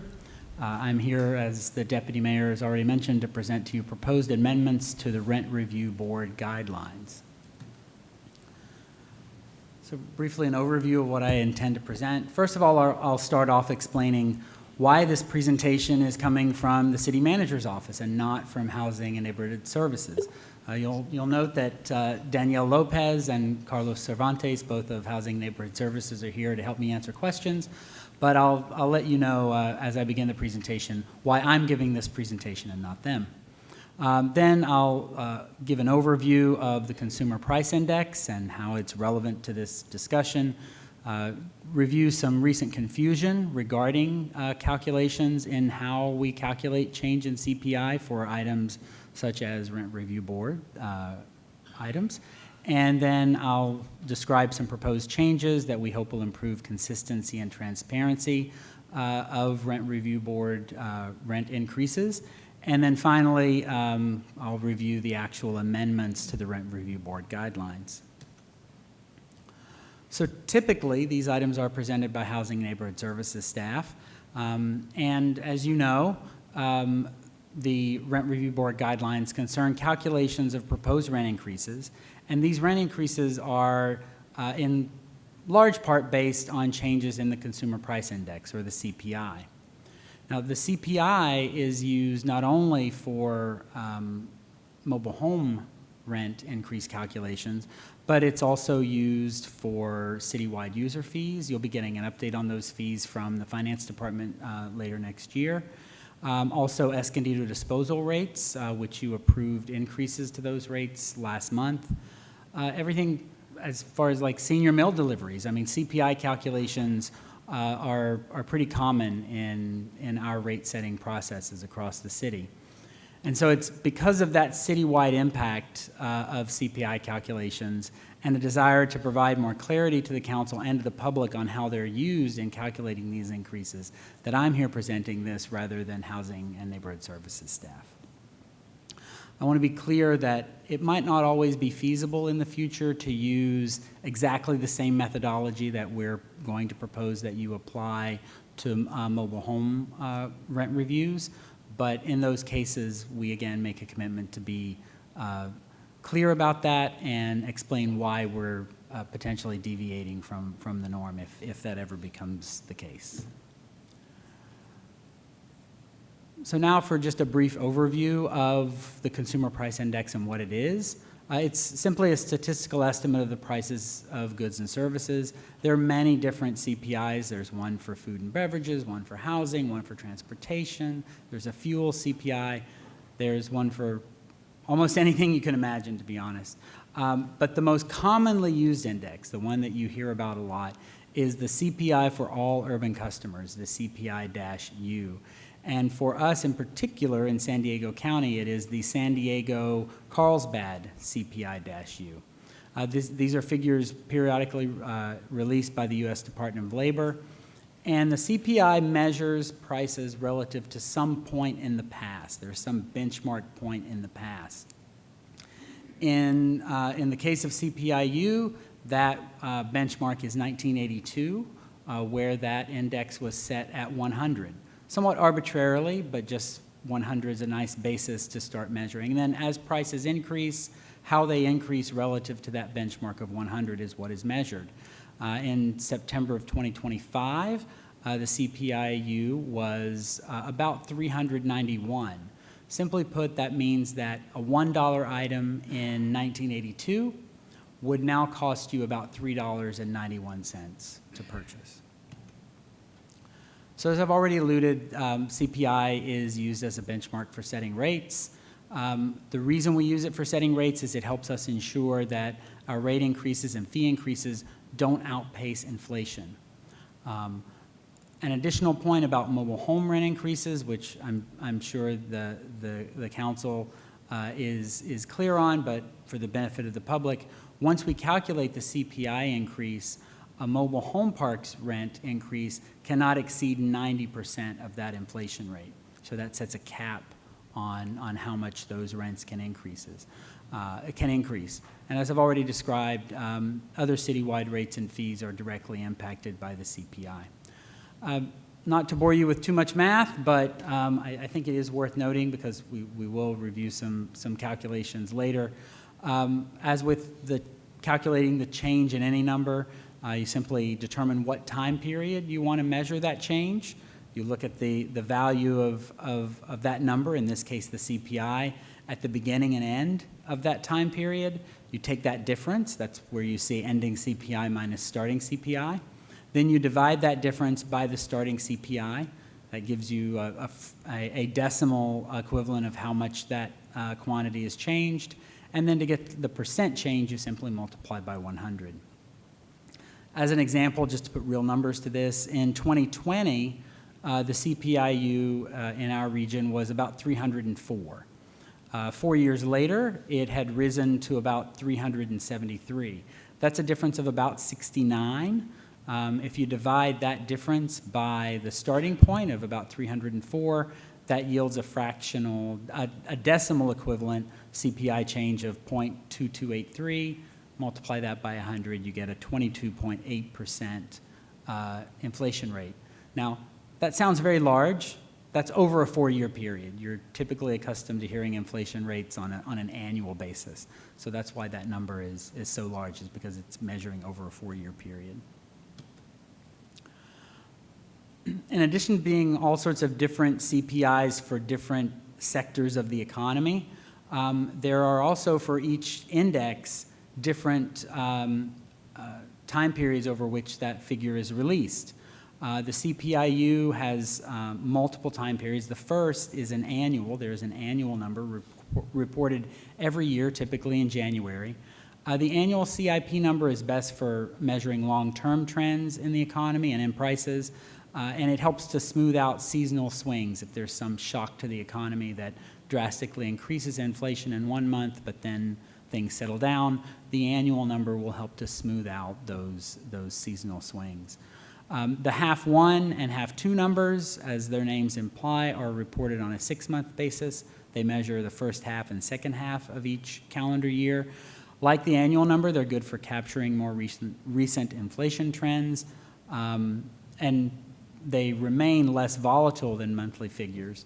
The monthly numbers, those are updated monthly, as the name implies. You can see price changes almost as they happen, but their volatility tends to make them unsuitable for what we typically want to do with them, and that is set rates and fees. So now that you have that background, probably more background than you ever wanted about CPI, we can get into why we're talking about this in the first place. Last month, there were 2 City Council agenda items that involve CPI calculations. The Escondido disposal rates, which you approved, and the Carefree Ranch mobile home park rental rates, which staff recommended that we continue that hearing, and because we needed to address some of the concerns we had about how change in CPI was being calculated. After that review, it clearly revealed different methods of CPI calculations over the same period. Basically, over the last year, the EDI calculations used one set of CPI numbers, and the Carefree Ranch mobile home park calculations used different numbers. And so we felt like that inconsistency was a problem. To be clear, the EDI calculations were based on 2 half-one numbers in consecutive years. That's consistent with how those numbers have been calculated throughout our relationship with EDI. And so we resolved that there was no issue of consistency from year to year in how those numbers were being calculated. That's why that item was able to move forward. The franchise agreement with EDI does not stipulate which CPI figure to use, annual, half-year, monthly. We use a half-year, as I said, have been consistent in using the half-year number. But we will revisit that when the next franchise agreement is negotiated to work toward stipulating more specifically what CPI numbers will be used in those calculations. For the housing and neighborhood services calculations, specifically in this case for the Carefree Ranch mobile home park, the change in CPI calculations were both based on both a monthly and an annual number, so the types of figures were being mixed. The endpoint was the most recent monthly figure at the time the application was complete, which is a reasonable thing to do. The starting point was the previous year's annual CPI figure, but it was that appearance of lack of consistency and our goal not only to be more consistent, but to be more transparent in how we calculate these figures, that we are recommending some changes to the Rent Review Board guidelines. Rather than mixing, as I just described, monthly and annual figures in the same calculation, we're recommending that we use only annual figures from this point forward. So that CPI calculation that I presented earlier, in the Rent Review Board guidelines, it will stipulate that it is to be the most recent annual CPI figure minus the previous year's annual CPI figure divided by the previous year's annual CPI figure times 100. That's how we'll calculate the CPI for the purpose of determining max rent increases for mobile home parks in the future with council's approval. Staff do recommend that applications already complete won't be subject to this change. The only one in the pipeline right now is the Carefree Ranch Mobile Home Park application. That's currently scheduled for hearing, a continued hearing, 1 week from tonight on December 17th. And I'll describe on a later slide a little more on why we're recommending not to apply these new methods to that application, but that is certainly something the council can choose to do if you wish. Finally, if a previous annual CPI, that is the starting point of a calculation for a given application, is less than the CPI used as the endpoint for the last approved rate increase, the last year, we'll use the greater number as the starting point to avoid overlapping multiple CPI calculations. And since that's a bit of a word salad, I have some diagrams to try to explain that. But before I go to those diagrams, I just want to point out that this stipulation will only impact parks on the first application submitted under these guidelines. Once they have an approved rent increase under these guidelines, they'll all be on the annual CPI method, and we won't have to worry about this anymore. So it's only going to impact the first time that a given park comes in for a rent increase. So these examples are meant to illustrate how the starting point for CPI calculations may be affected for the first rent increase under the amended guidelines. So if you look at going across, you can see there's a CPI calculation from the last rent increase. That is the one that was last approved by the, I keep referring to the City Council, but I suppose I should more technically refer to you as the Mobile Home Rent Review Board. And then on the right in dark blue is the current application. And these are just imagined cases for the sake of example. So if you imagine a mobile home park whose last rent increase was a 1.4% increase because of those CPI numbers, with the end number being a CPI of 360, and then their next application under this new methodology would have a CPI starting point of 365. That would be okay. There's no overlap. You might say, yeah, but they're missing out on that 5-point increase in the CPI.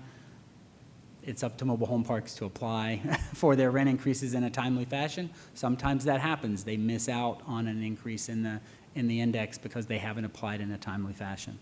But again, that would be okay. There's no overlap. We're not doubly benefiting the park by giving them credit for the same CPI increase twice. The case just below that is a slightly different one, but again, one that is conceivable, where coincidentally the end point of the last approved rent increase and the starting point of the one under consideration happen to match up. They touch. Again, that's okay. They're not overlapping. You wouldn't be crediting a mobile home park with, you wouldn't be double counting a CPI increase for that mobile home park. But it is conceivable, and I believe given more than 20 parks in the city, that it's more than likely that there is going to be a case where we'll have a park that will come in. Their starting point under this new methodology will result in a starting point for the CPI that is actually less than the ending point of their last increase, as illustrated here. That would be a problem because, as you can see, we would, in effect, be giving them two back-to-back 2.8% increases that would be crediting them for the CPI increase from 362 to 365 in both increases, which we don't want to do. So what staff are proposing for the Mobile Home Rent Review Board's consideration is that you stipulate that, and this is in the resolution for your consideration, that in cases like this, we use the larger number, the end monthly CPI from the last Rent Review Board increase of 365, and then compare that to the most recent annual number, which would result in a smaller rate increase, but it would avoid double counting an increase in the CPI. So I'm near the end, I promise. So I just wanted to review a couple of scenarios for the application and process and also for the future. If these changes are adopted, the CPI calculations for new applications, I just wanted to give you an idea of what the percentages look like. If it's a one-year application, and by one-year application, you probably recall that for a short form, they can apply every year. If they wait longer than that, they can go back a maximum of 2 years in the CPI calculation. They can't go back any further. So that's what I mean when I talk about a 1 year and a 2 year application, just how far back we're looking for the CPI. For a 1 year application, the change in CPI under the new methods would be about 3.1%. The max rental, and you can see it says it's 3.121% to be exact. Applying the 90% factor on the, as I said earlier, if you have a CPI change, the maximum that the actual rates can go up is 90% of that. Applying that 90% limit would result in a max increase of 2.809. And that would be uniform for every application submitted during that 1 year period. For a 2 year change in CPI, it's much larger because it's a longer period of time. There was also a period of greater inflation increase. So that would mean that it would be an 8.392% change in CPI, meaning a max rental increase of 7.553%. Now, the timing of this is very interesting because next month we expect that there will be a new annual number released, a new annual CPI figure released. So obviously we don't know what that number will be, but we know what all of the monthly numbers have been up to this point, so we can kind of make a reasonable projection. You'll note that the projections are only out to a tenth of a percent, not thousandths of a percent, simply because they're projections. I don't want to imply more accuracy than really exists. But we can project that with the new numbers in January of 2026, that a 1 year application would see a CPI change of 3.7%. That results in a max rental increase of 2.8%, and a 2 year application would see a CPI change of 7.2%. That means a max rental increase of 6.5%. Quick Yes, question. Deputy Mayor. We're talking about 1 and 2 year. That's for the short form, right? So For the short form. And the max is 2 years that you can go back. If they miss, 2 years, then it moves automatically. The only option they have is a long form, right? If they wanted to go back further than 2 years, because that's the max for a short form, they'd have to move to a long form? Okay, just wanted to confirm that. Thank you. I'll let you continue. For the one application in process, the Carefree Ranch Mobile Home Park, staff are recommending that we use the old methodology, basically the methodology used in their application. Applying the new methodology would result in a smaller rent increase, but I want to point out why that would be happening. Under the old guidelines and in the application, the change in CPI was 4.515%. That means their max rental increase, the max rental increase that the board can consider next week is 4.064%. Under the new guidelines, if we use the annual numbers, that would be reduced to 2.132% of change in CPI, meaning a max rental increase of 1.919%. The reason for this is that using an annual number now would mean that we're going all the way back. The end point would be the annual number for 2024, and the start point would be the annual number for 2023. So we'd be going further back in time because they've applied at the end of the year. In doing so, that results in a significant time period overlap with their last application. So that cancels much of the inflation during that time. So because of the timing, because of that timing of starting these new guidelines on an application that would push their calculation far back into the past, we're recommending against that because they'd be very untimely CPI figures at that point for this particular application. Again, that's our recommendation. The City Council, you can choose, if you wish, to apply the new guidelines to all applications, including ones that are in the pipeline. And I would only add also that this is a methodology that has been existing as far as we know back in the program. We identified this as staff as we're reviewing an inconsistencies in application of CPI. Does not invalidate a particular way of doing this. We're asking for consistency to eliminate error, be transparent. So this is our initiative. We don't think that the application prior to this should be penalized for a change in methodology because we're bringing that forward. So our recommendation is based on those things were already in the pipeline, already going through a process that had existed and had been approved multiple times. We're restarting a process after the beginning of the year, and so what we're asking for, this is why the ordering of these meetings, we're asking for authority to change that process moving forward, not to look back at a process that's in flow. And that's what was complicating this conversation is we need to get our hands around what's the best way. In point of fact, moving forward, we will now be able to put into the form what these are moving forward. That eliminates error, it eliminates dispute, and that's the reason we want to start moving to this interpretation of CPI across the organization, and then only bring exceptions forward to you and why those exceptions are being argued. I think most folks, when they think about CPI, are thinking about the annual number. The problem with the monthly number is it is driven by trends in the economy, and that is where it becomes susceptible to a blip in the economy, not a true up. This smoothing will be a more accurate of what is happening globally. But we don't want to look back, we want to move forward, but we needed to have this conversation today before hearing that item next week.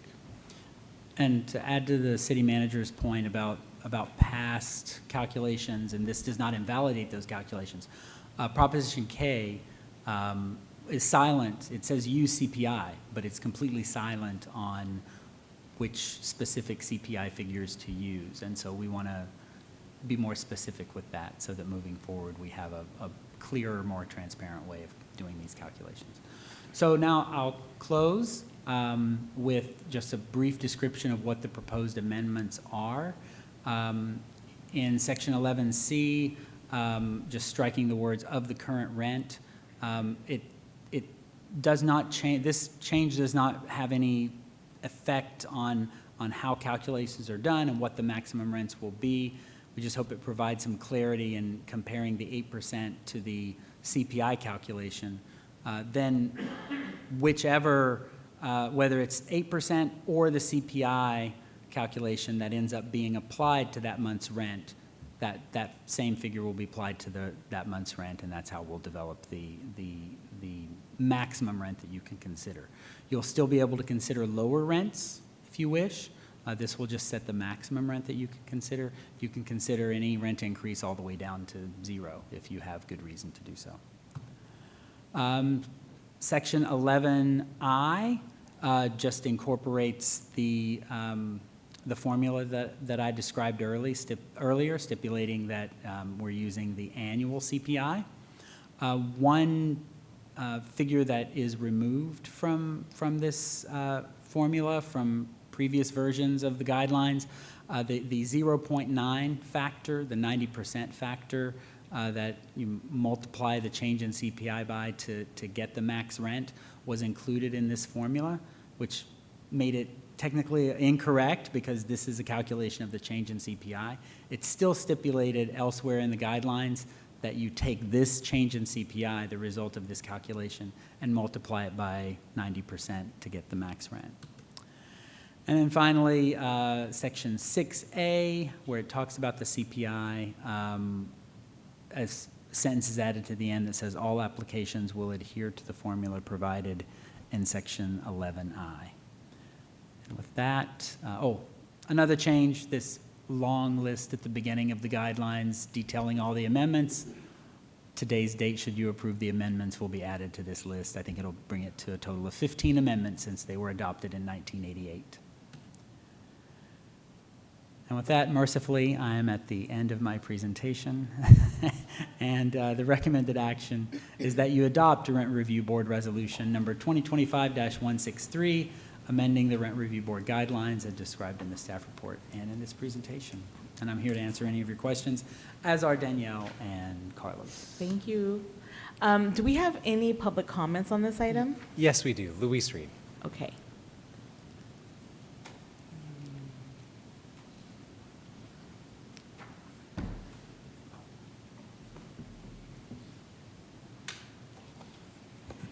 Well, I believe my head is still hurting from all the calculations here. Anyway, my name is Louise Reed. I'm Vice President of MPAC, which is the Escondido Mobile Home Positive Action Committee. And we are advocacy for the mobile home parks, those that are rented out. And so you can imagine our confusion when we received this, and we went through it bit by bit. And so I wrote a letter to Carlos Cervantes. He, by the way, thank him very much for sending us this information. And unfortunately, I sent it to escondido.org instead of escondido.gov. So can you imagine my increased agitation this morning when I found out he did not get it? So the poor soul received a call from me at 8:10 this morning going, Eureka. All right, so as we also send out a newsletter every month during 2026, we will send out approximately 20,000 newsletters to the mobile home community. And unfortunately, unlike Sister Mary Rupert, I cannot stand over them with a ruler and make each resident read them. So this is why I'm here tonight. And by the way, thank you for that explanation. I think I understand some of it. I'll say, the letter reads, thank you for forwarding the changes the city wishes to make to the rent control ordinance. MPAC has questions and concerns regarding a few items addressed and some not addressed in the guidelines. A, Section 2, Paragraph 1, we believe the formula used to calculate change in the CPI must adhere to the previous time period in concurrence with the park owner's monies, or in other words, fiscal year that they have spent, and that is the reason for the requested increase in rents. B, Section 2, Paragraph C. Why has of the current rent been crossed out? Well, you have, you have explained that, thank you. And also, why can't we have the rent increase application say to the lesser amount of 90%, but not to exceed 90%? Because most park owners are going to look at that and say, oh, we've got to charge them 90%, when they really don't have to. Section C, Section 2, Paragraph 3, exactly what is the market rate for a rental park when a park owner also owns the mobile home he is selling? By the way, this is not in, there is something in here that talks about that. And my question is, what if the park owner decides that $2,500 is a market rate, and that then has the advantage to him to increase and use the average rent application for a rent increase? So in other words, just going up to an average rent is a lot higher when he can decide his own market rate, so to speak. And Ms. Section 2, Section K7. What? Oh, I'm so sorry. Well, thank you so much, by the way, and I didn't even acknowledge any of you. I acknowledge you and the great work that you guys do, and I really appreciate it. Thank you, Deputy Mayor and Council. So we will follow up on some of these questions, but tonight's conversation is about CPI calculation, Right. And purely about CPI calculation, and helping both the park owner and the residents better understand the application of CPI, because otherwise it becomes a fluctuation. And so we're trying to smooth that and to bring transparency to CPI. And more generally, we will use this as a touchstone to do that across the organization. As the deputy city manager said, when we come into our contract negotiations, as we calculate fees, this is about standardizing this approach across the organization to CPI and providing transparency to everybody involved, park owner and resident alike, so those communications are simpler to understand moving forward. What is the maximum? Where is this calculation coming from? It's coming from the annual CPI rate. We do have one more speaker. Okay, thank you. We'll go Yeah. ahead and invite the next speaker. Victoria Nayak.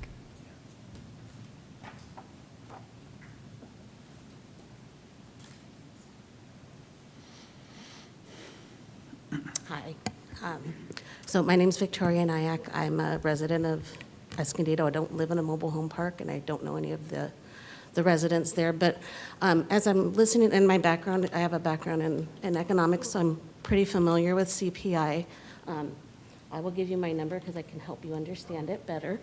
As I was listening to this discussion, I just wanted to make a overall comment because mobile home tenants and elderly are very much abused by the system financially. There's not really a pretty way to put it, but protecting an investment by tying rent increases to inflation, basically, it seems really absurd to me, instead of tying it or even just considering what the increase in what these people make. Because I guarantee you that their Social Security income, the retirement, whatever side income that they're making is not going up by even 4% a year. It might even be going down with the current administration. So that was my comment. It just seems really, for me, that it's logically absurd to tie rental increases to the CPI rather than consider the income of, and it's also contributing to inflation. I have also spent 7 years as a broker for property management. I looked at the books for property management. I never saw costs going up as much as inflation. They keep costs pretty down. People that are people that are looking at housing as an investment are normally very good at keeping their costs low and year over year not having those increases. So I don't think it's out of line, or it shouldn't be that radical to consider homes as homes first and not as investments second. And just that flip in logic or mindset perspective might go a long way in solving this issue that we have where people are losing their homes, are having to make choices between food and rent, between rent and medical supplies, medication, seeing their doctor, things like that. So I just wanted to offer a little bit of a different perspective, and I hope you can absorb that. And I don't need a response, but I just would like people just kind of think on that while we're looking at future rent increases for housing that's supposed to be affordable. Thank you. No further public comments on this item. Thank you so much to our speakers and our presenter. Thank you, and the information. I'll go ahead and turn over to my colleagues for council discussion, comments, or questions. Who would like to start? I'll go ahead and go. Go ahead. Thank you for the explanation. That was a lot, but when you broke it down in the last pages, I really appreciated it, and I also realized I should go back to school and get back into more math. So, and thank you, Danielle and Carlos, for all that you're doing. I really want to thank the city manager and deputy city manager in that just the approach you're taking, not just on this, but on some other things, in that you're trying to make everything more consistent and predictable. And I think that just really brings a lot more confidence from the community. You know, they know what to expect. So I appreciate this and how standardized it is. And I don't have any questions. I just wanted to make that comment, that I like the consistency in what you're doing throughout the different departments and in this as well. Thank you. Go ahead, Councilmember Garcia. Thank you. I always wondered how this was calculated, being that I do live in a mobile home park. And I came to understand, and then we had all the confusion we had over the last few years as to figuring out how to do the long form and everything. So I really appreciate the consistency and the transparency that is going on here. When it was brought to my attention that there was an inconsistent way of we were applying the CPI, it seemed to me that it was best that we have a consistent way to do that. So thank you for bringing that forward and allowing us to be able to have this conversation. So I don't know why my space rent bill went down this month. I haven't had a chance to talk to management and find out, but it's been the same for years, and all of a sudden it went down a few dollars. Now I want to know why. Maybe I shouldn't ask and just say thank you, right? But nonetheless, the transparency and the consistency will allow us to be able to understand and provide better answers to the community, everyone, both the owners and those of us that rent spaces there. So anyway, thank you very much for that. Thank you. All right, and then I just want to say that, I appreciate the conversation, and I do agree with, I can comment on this because it's an agendized versus, oral communications on agendized. But regarding the, housing and as an investment, I agree. That's why, a big reason why we're in the situation of the lack of affordability. It's a huge issue, huge crisis. We're going to have really creative solutions to address that. As far as this goes, it's really about because you saw on the one slide, if we can go back to it, Chris, there's multiple CPIs, and so this just allows us to define which CPI we're using. And so I do like that we're going to do that. As far as using CPI, how this even got tied to the mobile home rent increase, I believe that's part of the ordinance. Is it part of Prop K? Can someone speak to that, just kind of how it's tied, like where that originated from, right? Sure. In Prop K, one of the factors that can be taken into consideration by the board when it's assessing a fair, just, and reasonable rent increase is CPI. But unfortunately, Prop K did not identify what we're doing today is how do you measure that? It's just kind of thrown out there as one of the 11 factors under Section 104. So that's how it starts in Prop K. And then as the guidelines developed over time, the short form opportunity became part of the process in order to expedite, have shorter time periods for rent increases so you didn't have a long form, and then to try to give some limitations to that CPI in those shorter time periods, and that's why the 90% came in. I don't know if that helps. Yeah, it does. Thank you. So it's part of that proposition, and it's one of the things specified, and then that's how we've done it for all this time. What about the suggestion about the rewording of the 90%? Is that Luis made a comment about making it a little more clear? Is there any thoughts on that? My position is I think we have clarified in the short form guidelines how that 90% operates. I'm not sure what more I would do.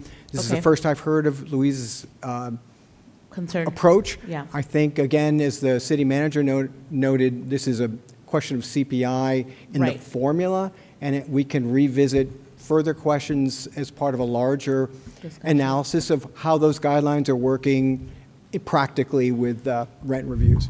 Okay, thank you.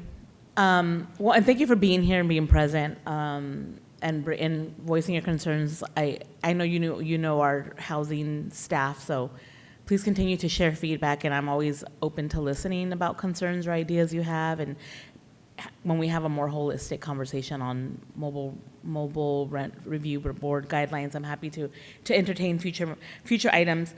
So today we're just trying to get some clarity around defining which CPI we're using. We have a pending rent review application coming this month, and so I agree that we shouldn't have to go back and change things, but we're moving forward.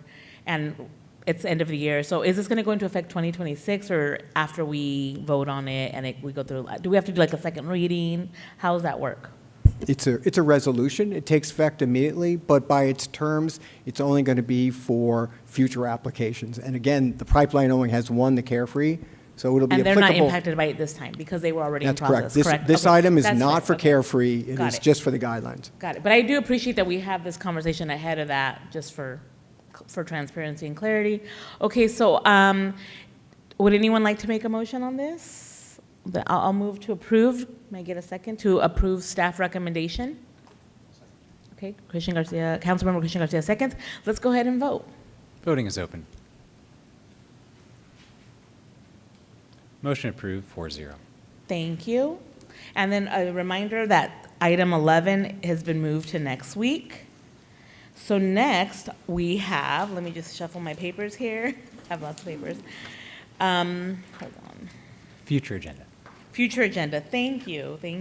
So do any colleagues have future agenda items they'd like to add? I do, yes. Okay, go ahead, Councilman. I have a future agenda. I would like to see transportation, traffic safety, and a public education campaign. If we could put that on the future agenda of see what we can do in the future, that'd be great. I'll second that. Great, thank you so much. And then let's move on to our subcommittee reports. Who would like to start? Yeah, I'll go ahead and go. ahead. I have nothing to report on the subcommittees, and I think I just do want to report that we did all participate in the parade. I know Deputy Mayor had to miss because of a prior commitment, but it was a record-breaking number. I'll have Christian talk a little bit more about it because he was walking up and down the streets, Councilmember Garcia. So just a phenomenal weekend, and I'm not going to take up all the Christmas news that we participated in. This morning, or this afternoon, I attended a government affairs luncheon at the Chamber of Commerce. The guest speaker was the San Pasqual Band of Kumeyaay Indians Chairman Cope, talking about development in Valley Center, and he announced a partnership with the California Center for the Arts of Escondido in sponsoring the center. It was just a really good collaboration, a lot of leaders from North County, and that's all I have to report. Yeah, sure. Go for Thank it. you. So I had a North County Dispatch JPA meeting Wednesday last week. We had a Democracy in Action presentation here in Chambers. Students from Cal State San Marcos came to present to the Economic Subcommittee, Development Subcommittee, regarding the research that they found. It was very interesting, and I am encouraged that that will be presented then to full council pretty soon. So that was wonderful to see the engagement of students here from Cal State here in Escondido. We had a Community and Unity Thursday evening, the parade on Friday, and just a lot of wonderful things going on, a lot of great comments, a lot of people at the parade, and I'm still recovering from, my voice is still recovering. The next day I had to preach bright and early in the morning, but I'm still recovering from all the loudness that was going on, and it was all just wonderful. Thank you. All right, thank you. So, yes, lots of festivities. They were great. The JC Parade, I mean, was fantastic. There were probably, my guess, between 13 and 20,000 people there, and I'm getting some estimates that I think that's pretty accurate. Community and Unity was also a great event. Lots of people attended. I think it was really, well, it was uniting, so that was really great to see. Winter Wonderland at the Center for the Arts was also really great. I think there was a lot of people there, a lot of people participating. It was a lot of fun. The shows are always cool to see. Congratulations to Compact. I know that they had their grand opening for their new location. I think that's really exciting. I had a CEA meeting as well, CEE, the Clean Energy Alliance Risk Assessment meeting. What we're looking to do right now is we're looking at balancing our fiduciary responsibilities and also the cost of energy. As everybody knows, the cost of energy is going up. So we're looking to provide some flexibility and some options for our residents. And I think we have some pretty good ideas coming down the pipeline. Hopefully we will be presenting that, I think, in the next 3 months. But we are looking at something that I think is going to be, like I said, we're balancing quite a bit, not just fiduciary responsibilities and cost, but also making sure that we're keeping our clean energy commitments. So that's good to see. We had the education subcommittee today. I think it was really productive with my colleague, Deputy Mayor Martinez. We have some pretty good things coming down the pipeline, I think. We had some good ideas. Essentially what we're looking to do is both parties have committed to public safety and transport and traffic safety. So I think we had a really good discussion today, very productive, very conducive. So I think we're going to have something good in the next 6 months, hopefully. For those who celebrate, happy Hanukkah. I think it's really important to observe. And then the novenas for everybody who also observes that. And as always, thank you to my community for the privilege of serving. Thank you so much. Last week I was at the Local Progress California Strategy meeting. I'm on the leadership council for them, so I had already made a commitment to that, so I was unfortunately not able to make the parade. But there we discussed creating a work plan for the state, for elected officials throughout the state that are part of Local Progress. And top issues are housing, finding revenue sources for cities, and also addressing issues and concerns around immigration. I did have an opportunity to, on Sunday, visit the Winter Wonderland. Lots of people, it's amazing because they actually had like face painting and it was free. That is unheard of at any kind of, event. Like I'm sure if you went to Balboa Park December nights, it's packed, you can never find a parking spot, they charge for everything, but we have free face painting, free inflatable bubbles that you can jump into, just free snow. Everyone was having fun having snowball fights, shows, Santa. You didn't have to pay for Santa. So anyway, it's just amazing that we have a free community resource at the Center for the Arts. So grateful to all the partners and sponsors and staff that made that possible. Lots of fun. I'm part of the San Diego River Park JPA, Joint Powers Authority, as a representative for our city, and they had at their Sykes Adobe location. By the way, it's open every Sunday if anyone wants to look at the farmhouse. They had a winter market, which was successful with small businesses there. Went to visit that. On Monday, I participated in our Cal Cities monthly meeting, and the topic of discussion, it was a virtual meeting, was sharing. So there's policy committees throughout the state that elected officials can participate in. Anyone can participate in these policy committees, not just the voting members of the league. And they've come up with their 25, 26 advocacy priorities, and I'll just name the 4. I won't go into detail, but 1 is protect and enhance local revenues and expand economic development tools. 2, strengthen partnerships with the state to improve public safety. 3, secure investments to prevent and reduce homelessness and increase the supply of affordable housing. 4, strengthen climate change resiliency and disaster preparedness. So these are statewide, bipartisan, local level priorities throughout the state, and I think they're really good ones. I had an opportunity to go to the Compact grand opening. They have an amazing new office, huge compared to where they were. They're at over 30 staff now, and it's also culminated with the retirement of their executive director, Patty Huerta. She has been with the organization for 23 years, done amazing work, and has incredible leadership. So it was an honor to be able to present a proclamation on our behalf to her. And then I hosted a capital improvement project community meeting at the Park Avenue Community Center last night. Successful. Thank you to the staff that were there. There's 2 more coming up, so be sure to follow the city social media so you can go to those meetings. And there's one being hosted in each district. And then I didn't mention this in the previous report, but I want to say that a week before Thanksgiving, I had an opportunity to join a Thanksgiving type of dinner. It's a soup. It's a dinner with soup, and everyone brings different soups, and different churches and take turns hosting. And so it's an interfaith event with different faith leaders, and it's open to the community. So I had an opportunity to go to that a week before Thanksgiving, and there I met Father Tom Callard, and it was my first time meeting him and heard so many great things. He's was a pastor of Trinity Episcopal Church. The next day, he found out that he had a advanced cancer diagnosis, and it's with a heavy heart that I share that he passed away on Monday.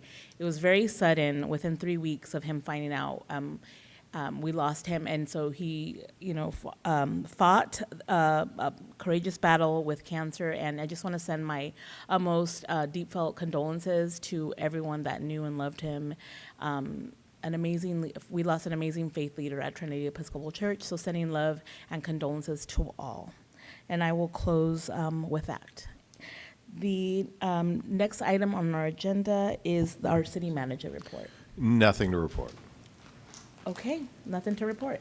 Then I will go ahead and adjourn this meeting at 7:09. We have one more meeting left in the beginning this year for December 17th. Lots of agenda items. Hope to see you then, and we are adjourned.